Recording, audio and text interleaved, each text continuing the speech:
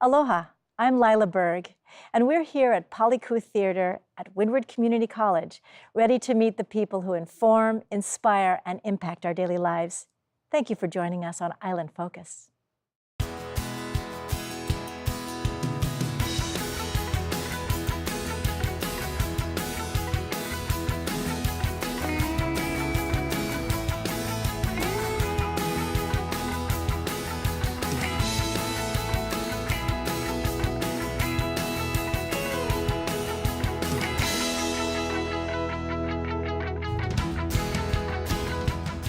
This is a very special hallway for you. This is our Ron Bright hallway, and all of these posters on the wall represent musicals that were produced from the time that he started with us directing in 2003. I didn't know who he was, but he had been at Castle High School and he'd done all those things there, and I was introduced and said, well, do you want to do a show? And we ended up doing Fiddler on the Roof first, and by the time we got done, we were doing The Phantom of the Opera and Les Mis. And the biggest jump that we had was when we did Miss Saigon, because his children had been in the cast and the tours, and we said, can we really do something this big? And we did, and it was a huge success, and then that led us on to more and more. And then on this side, we have some very special women, I think, right? These are Kumuhula, and these are portraits which from a book that the State Foundation on Culture and Arts produced back in the 80s. And you have people like Pat Namaka-Bacon, America Benapakui, Aloha Delire, and then Robert Casimiro is his portrait on this hallway too. He comes to visit every so often to find his youth. I love the fact that these women are also across from contemporary musicals that It's true, it's two completely different types of shows, and yet they both represent the performing arts and the spirit of Hawaii. And Palikū Theatre. And Palikū Theatre. Yeah, thank you. You're very welcome.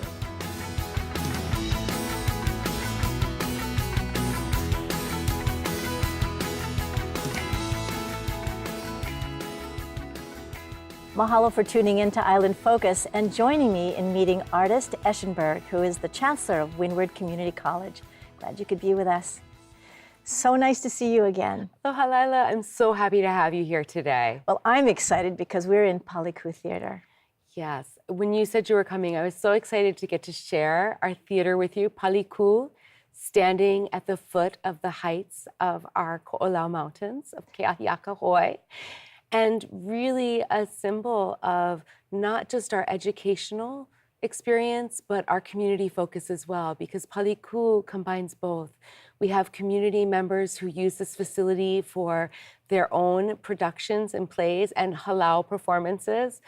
And we have a hugely growing theater program at Windward Community College. You know, sometimes when we think of a theater on a school campus, whether it's high school or college, we look at it as an extra. But for you, as an educator, the arts are an integral part of what happens here.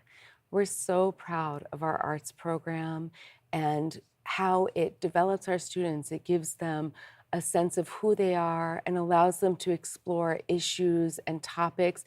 We recently had Palikū Arts Fest, where we brought the community in to do lots of different activities and just enjoy the arts for the day. But this year we added our science program, also did activities with those who came. And I think you have a cute acronym for that. It's not just the STEM program, you call it Yes, it was STEAM. a day of STEAM. We had an art strut parade, and we had all sorts of things that people made, and just really got to enjoy how the arts, they're not a separate addition to our lives. They're a part of how we live, and especially as we live well. You do so many things. The community is our mission. We're here to serve the communities that surround this college. And all of the decisions that we make, we really have to think with that in mind. How are we supporting and growing and nurturing our Windward communities? Within theater, something that we did recently that was really impactful is my theater instructors took Acting 1 to the Hawaii Youth Correctional Facility, college credit coursework. They did it in a month of June with the students, and the end, which I got to see, resulted in a ho'ike, where the students performed works of Shakespeare. One recited lines from A Midsummer Night's Dream, but they also took and incorporated their own lives. So they were given scripts from Shakespeare with lines removed, where they inserted lines from their own lives. It was very impactful. And you got So this is the youth correctional facility? The youth correctional facility. Where the boys are? All boys at that point. It's largely boys. And when we thought when we were thinking, what should we offer for this summer course? And I said, theater. People were like, I don't know, theater. But how powerful to use Super existing powerful. literature from theater and making it contemporary. Right. And relevant. We cried at some points. Everyone in the room was crying. And these students got to really express what was going on in their lives in a way that allowed them safety and security, but also beauty within their own lives. And you have programs here, as I shared with you in the past, for the adult coming back, not necessarily wanting a degree. If you have a young adult with children, are there facilities that We're so excited. Oh. We just finished construction on our child care facility, which was developed as an action plan by students. We received a small grant from AAUW. Of university women? Yes, American Association of University Women. The National Association gave us a small grant that our students used to survey resources and needs and opportunities on this side, and they created an action plan to build an infant-toddler facility, which we just finished. We just finished staffing it, and we're about to put out applications. And thanks to our Windward legislators, we now have a position for the director as well, which makes it financially feasible to open the facility. So we're really blessed. And I know that in addition to offering childcare and senior programs, you also work with the high schools and offering opportunities for every age level to come here. It's really amazing, and we want to thank you for your leadership. Thank you. We have the second largest early college high school program in the state, having college coursework in the high schools. And we have a 94% success rate for those students. Making sure that we bring in a diversity of students, not just your AP kids, and ensuring success. Well, we'll look forward to hearing a little bit more about the college when we do our walkabout. Great. Thank you so much. Thank you for being with us. Thank you. We've just had a wonderful conversation with Ardis Eschenber, who is the Chancellor of Windward Community College. Glad you could be with us.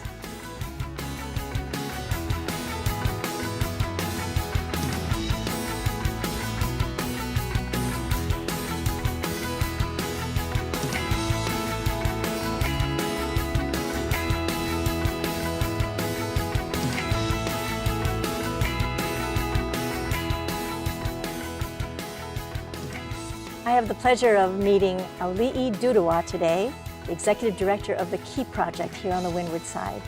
Glad you could be with us. Thank you so much for taking the time. I know you're such a busy lady, a busy mom. Thank you for having me. Would you help our audience understand a little bit more about your nonprofit organization? We are KEY Project. It stands for Kualoa Heia Ecumenical Youth Project. And we are on the Windward side in Waihe'e. And we have a beautiful community center that was established in 1981, but we were started in 1968. And our mission is to promote and nurture the social, cultural, environmental, and recreational well-being of the Kualoa Heia area. That's quite a mouthful. It is quite a mouthful. And I know you live the vision Yes. and the mission. I know this for my acquaintanceship with the KEY Project. Maybe you could explain a little bit how the programs work and... Sure. We have two anchor programs, our Kupuna program and our Project Holomua Youth Program. And so the essence of KEY Project is never prescribed. It's always about empowering community to do things important to them. And so we live in intergenerational households, and so keiki to kupuna, and so we felt it was important to have these programs for our keiki and our kupuna. We serve breakfast twice a week for our kupuna, and it enables them for neighbors to meet other neighbors, for social connectedness, and to eat together. And so we found that there was a big need in our community for our kupuna to have that safe space, and our children. And one does not need to be Hawaiian No. to participate or to be included. We really feel it's important to have a safe space for community, a welcoming space where maybe conversations can sometimes be hard, whether it's talking about issues in the community, but we're very welcoming to everybody, very inclusive space. So when you talk about the different programs, are there activities? Are there, you have staff members Yes. that facilitate gatherings? And Yes. Most recently, we had a ku'i festival in which 300 community members came out to learn about kalo and celebrate kalo. And that was put together by our Project Holomua youth program. So all the children, grades 6 through 12th grade, came together to show the community how they can ku'i the kalo and learn about the different varieties in the area. so is the membership or the belongingness available to even non-Windward district residents? Absolutely. We have programs for everybody. We're actually opening up a coffee shop. Morning Glass Cafe. Really? Oh, cool. Yes, and they're going to be offering not only coffee, but employment training to our community. So a lot of opportunity there. Well, I'm sure your website will give us more information Absolutely. on that. As we wrap up our conversation for today, what's a message you would like the audience to hear? Everyone is welcome. We want to create that safe space for our community. And we have so much to offer, and we want to partner and work with you in whatever issues that are concerning or affecting our community. Yes, and when you speak about a safe space for conversations, can people rent your facilities or borrow them or? Yes, absolutely. So we have a certified commercial kitchen, and we have pavilions and classrooms and meeting spaces. If anybody want to be a facilities user, we have baby luau's and we have conferences. And so we just like to have people at our community center. Well, it's a beautiful location Yes, it as is. well, you know, and it's very peaceful. Being on the Windward side, it reminds us that we live in Hawaii. Absolutely. And I think your program is really key to that. Yes. Thank you for being with us today. Thank you for having me. We've been chatting with ʻAuliʻi Dudoit, who is the Executive Director for the Key Project here on the Windward side. Glad you could be with us today.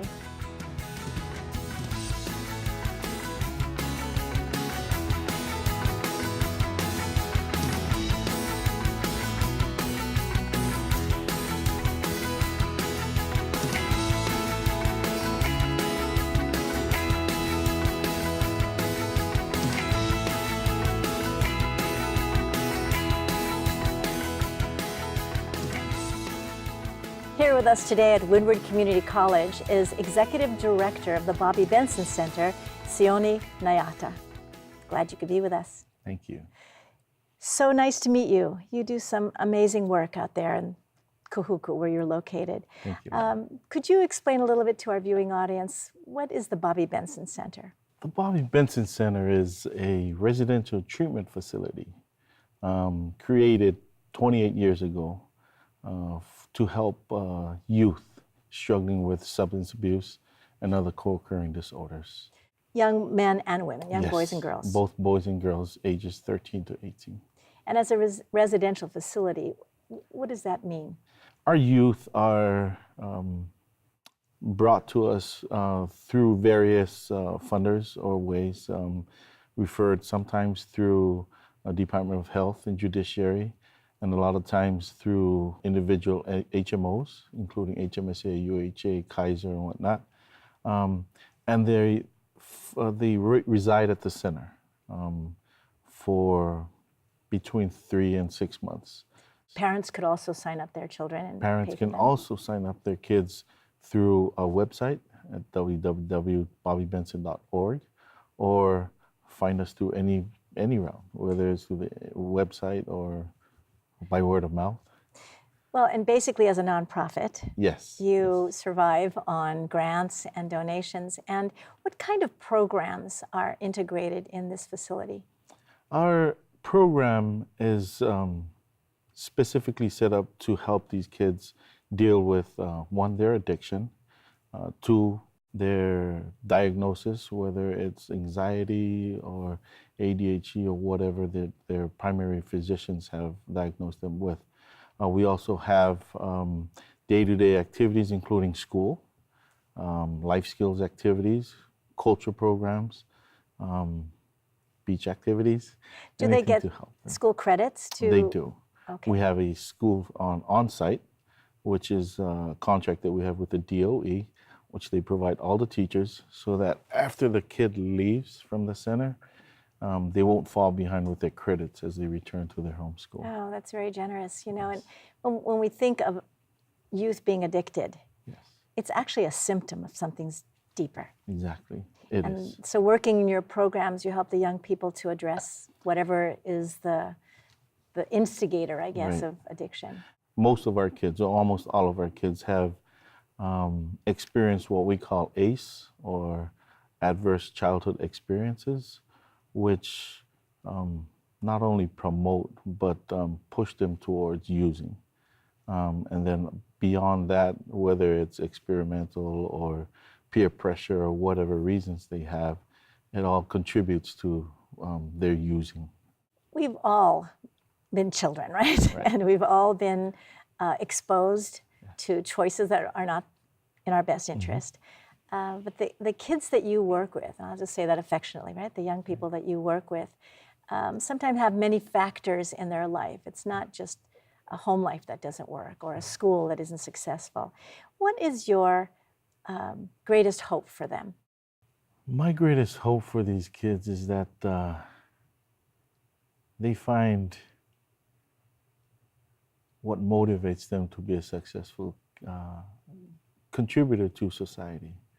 A lot of our kids have experienced trauma, like I said earlier, and has molded their thinking to an irrational belief that I'm not good enough. I'm not fit for college.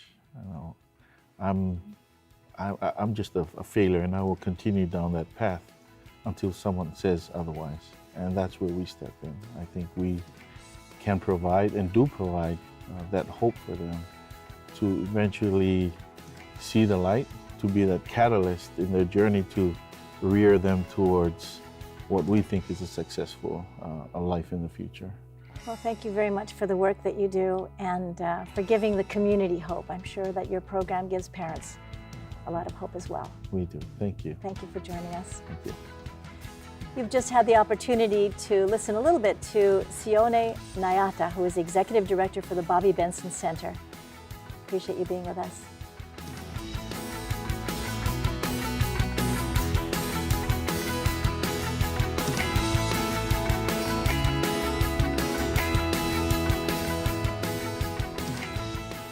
So here we are on stage.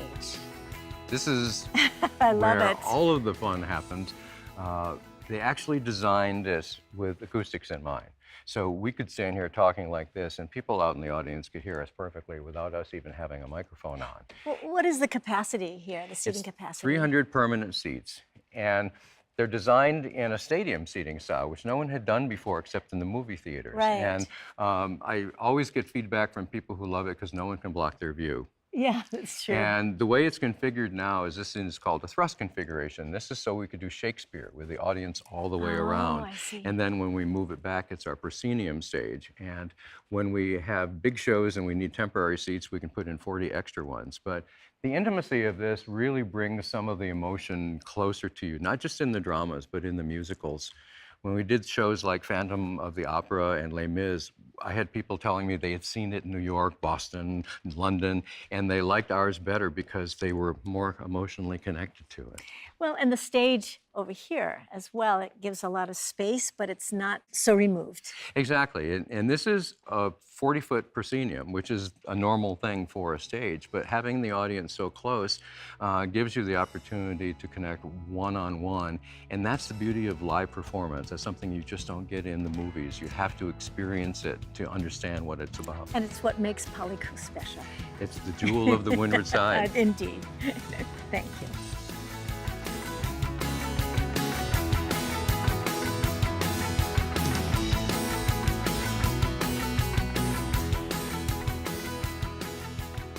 Today on Island Focus, you will enjoy getting to know Dr. Christina Kishimoto, who is the superintendent of the Hawaii Department of Education.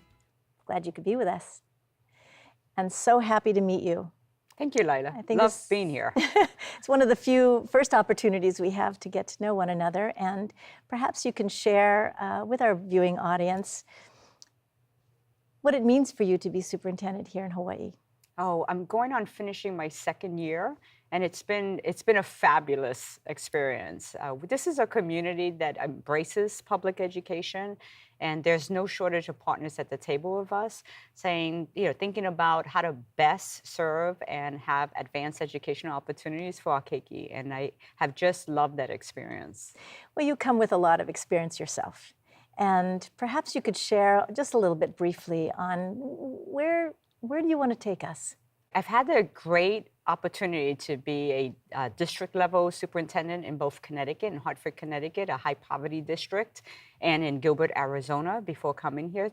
Both districts very different from one another. But the one commonality between those two districts and this district and my coming in as leader is a focus on equity in terms of quality access for all students to really be engaged in their future, develop that love of learning. And so we're still focused on those areas and making sure that Hawaii can have the public education system that it seeks to have where all students are successful.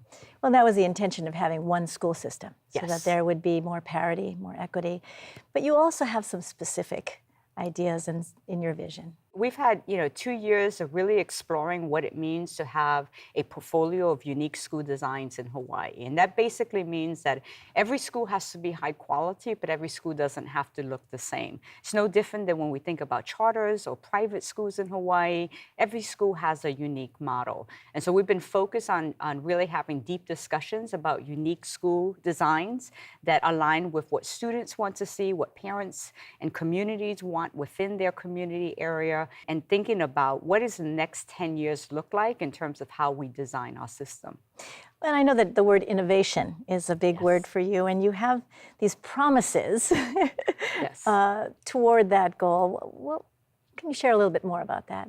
We can't have a great quality public school system without having innovation, because innovation is about maintaining ourselves on the cutting edge of what's happening in business and industry and civically and government. We want to make sure that students are ready for today's world and tomorrow's world.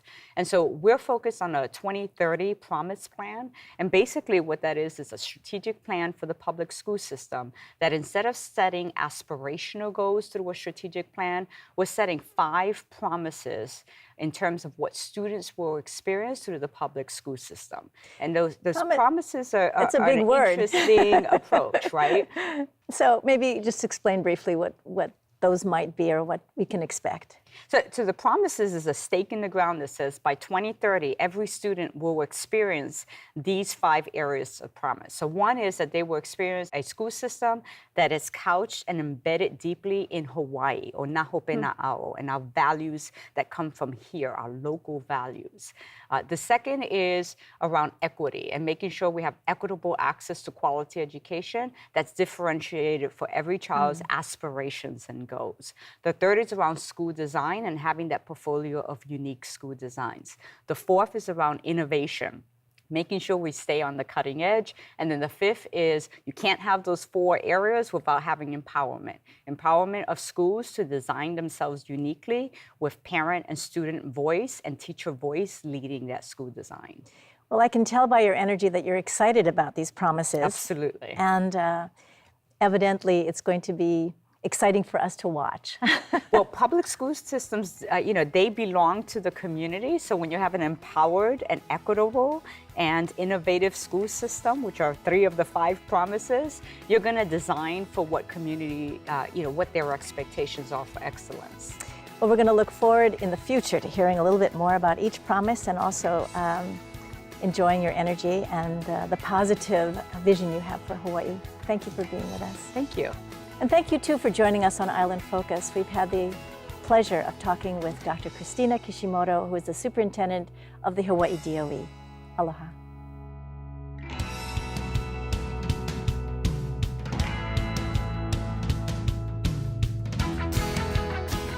Mahalo to Windward Community College and Palikū Theatre for hosting us today, and to you for tuning in to Island Focus. I'm Lyla Berg. Aloha and malama pono. Take care of each other. See you soon.